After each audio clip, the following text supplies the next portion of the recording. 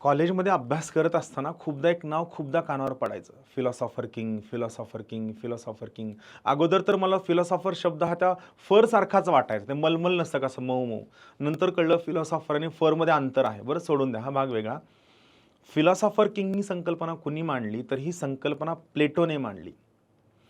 प्लेटो ज्या काळात जगत होता, त्या काळात स्पार्टा आणि अथेन्सचं प्रचंड भांडण सुरू होतं, युद्ध सुरू होतं, राज्य नष्ट होऊ लागलं आणि प्लेटोला म्हणणं होतं, की या सगळ्या गोष्टींमधनं मला आदर्श राज्य स्थापन करायचं आहे.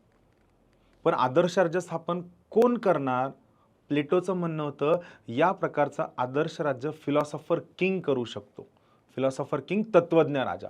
मग याला शोधायचं कुठं? हा तत्त्वज्ञानाच्या देवाचा अवतार आहे का? नाही बाबा.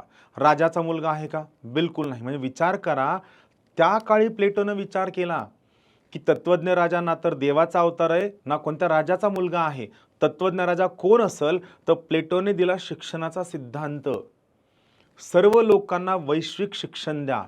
या शिक्षणाचे टप्पे पाडा आणि या शिक्षणाच्या टप्प्याच्या सगळ्यात शेवटी तुम्हाला खूप मोजकी लोकं मिळतील, जे खूप ज्ञानी आहेत, विद्वान आहेत, ज्यांना स्वरूपाचं ज्ञान मिळालेलं आहे. थिअरी ऑफ फॉर्म्स मी सांगेल ते काय आहे. ज्यांना स्वरूपाचं ज्ञान मिळालेलं आहे आणि ज्या लोकांना हे ज्ञान मिळालेलं आहे, त्यापैकी ज्या व्यक्तीला स्वार्थ नाहीये, ज्या व्यक्तीला लोभ नाहीये, ज्या व्यक्तीला राजा होण्याची आसक्ती नाहीये, अशा व्यक्तीला राजा करा.